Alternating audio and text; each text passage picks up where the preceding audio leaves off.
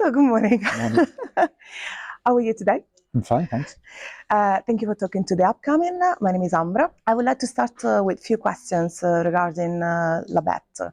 We saw in La Bête that basically you are taking loosely a novel by Harry James, The Beast in the Jungle. And the character in The Beast in the Jungle was actually a male main character. But you switched and you went for a female character.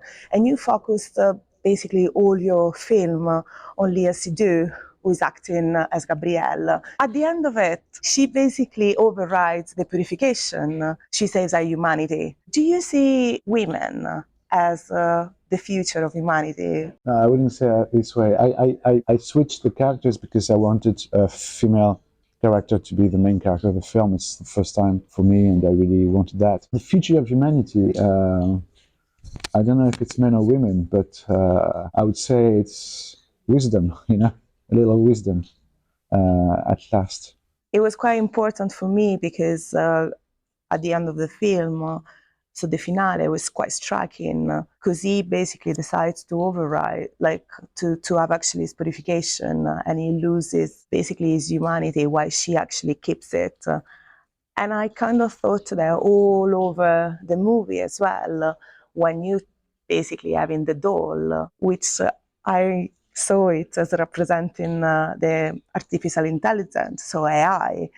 She actually, Gabrielle, is able to actually corrupt her somehow and to make her feel things. So it feels like the women are actually really strong. Yeah, the human in 2044 are going towards losing their emotions, and you have this doll that is getting human in a way because she starts to have feelings, to have dreams, and I like the fact that these two things cross. I also got another very specific question. I really love the movie, by the way. Thank you. I don't know if you can see that. So the club scenes, they're quite predominant in the film, and you see them as something like, especially the dancing, the movement, the ability for Gabrielle to use her body as a kind of an expression exactly of feelings of humanity, of that freedom. However, I know that like a little detail, the sign in the club, it changes the dates all the time. I think, if I'm correct, one is 1980, another one 1963, and another one 1972. Exactly. If I'm correct, is that those particular dates? Do they have a particular meaning for you, or is catastrophe that happened in those No, years? it's just that in 2044, as it's a very cold world, I imagine this place, this club, as a kind of free zone. That the present is so difficult that you can find kind of a refuge in the past. Yes. And I chose 72 because something very warm. Yes. 1980, something very cold. And 1963 because I really wanted this song of Roy Orbison, Evergreen, to be in the film. Yes, I love that from too. 1963. Talking about music as well, like all the film is the soundtrack is very powerful and changing continuously, and I particularly like the end of it, like the Gino Paoli song. What importance music has in your work, and how do you, like, what kind of involvement do you have in the soundtracks? It's something I worked very early, like during the script writing, either the songs that I put in the film, that I really choose specifically. It's not just I like a song that I put in the film. It has to have a special meaning with the scene or the character, or either the original score that I do. I compose myself, and I start to do the music while I'm writing, and it's like going back forth from my desk to my studio, and usually when the script is finished, the music is finished. So it's kind of growing together, Yes, both of exactly. them, Yeah. so not done separately. Another question that I wanted to ask you is, at the beginning, the chemistry between Léa Seydoux and George McKay is not really fluid, and towards the end of the film, it really gets blowing. What was the process for you to direct them and to put them together as a like a really direction program? They are very different. For example, George is someone like that really works a lot before the shoot. So we talked a lot, wrote a lot of emails. He wants to know everything about the character on every scene and prepare a lot. So when he arrives on the set, I mean, most of it is already done, by all the talking we had before. Leah is really the contrary. She doesn't like to prepare. She likes to find things on the moment. So for me, it's a very different way. I have to adapt to my actors, so for one of them, the direction was before the shoot, for the other was during the shoot.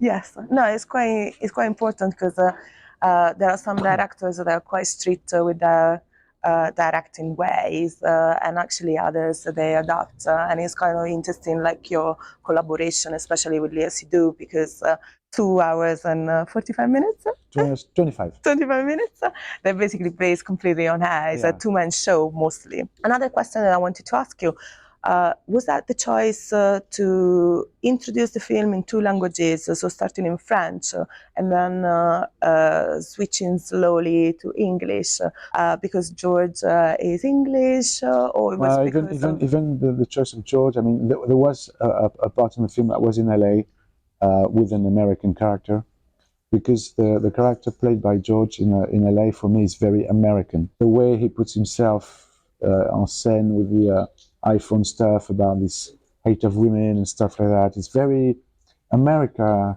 produced these kind of characters. So it has to be in not Los Angeles, but America with an American character. And then when George arrived in the film, I decided to use both languages in 1910 as 2 educated people, one from London, one from Paris, that switch from a language to another. But it's a kind of seducing game also in this switch of languages. And talking about seducing, there is a very strong yesterday we were talking about the film, and that's what I thought. It was Sexy's Life, and from your film, it looks like that the sensuality as well is very strong for Gabrielle, and is a way basically to display emotions and humanity and make a connection. But then she gets betrayed when you introduced Louis as a, let's say, Elliot Rodger. So introducing that character, there is a sensuality, but at the same time, it's not connecting anymore. But I mean, when Louis arrives in 2014, of course, what you see through his videos, it's a horrible man and stuff. But what she sees is more like a lost boy, and she sees in him not the hate of women, but the fear of love, and that's why she still opens the door to something, And he refuses, but it's. In 1910, she's the one that is, she has the fear of love. In 2014, he's the one. It's how the 2 periods respond to each other. And I've got another last 2 questions. One was the viewing of Paris flooding. It was surreal. It was beautiful. The ending of Gabrielle with the Gabby's dolls and both of them dying in that. Another spoiler, sorry. Dying in that occasion is visually stunning. Are those images actually real images of the flooding, or it was something that you envisioned? No, we had a huge flow in 1910 in Paris, and I used some fan footage at one moment, and the rest is something we recreated, with CGI and stuff like that, and shot in a pool. But it's the flood was real, and the fan footage images are real. Yeah. Perfect. Regarding influences, what I saw personally in LA, there was a kind of an influence of the David Lynch in Mulholland Drive, when they drive with this monster going in the middle of these big roads. What are your actual influences regarding, if you have any? Well, I think I don't have one in particular. I have maybe hundreds. Fair enough. Because when you've seen so many films in your life, they're inside you, and things are made to make a kind of circulation, So I couldn't quote one, but it's just a mix of, all the films you saw and loved. because you put more genre together. So I was thinking that probably you had, I don't know, maybe Dario Argento's influence. Yes, yeah. Yes.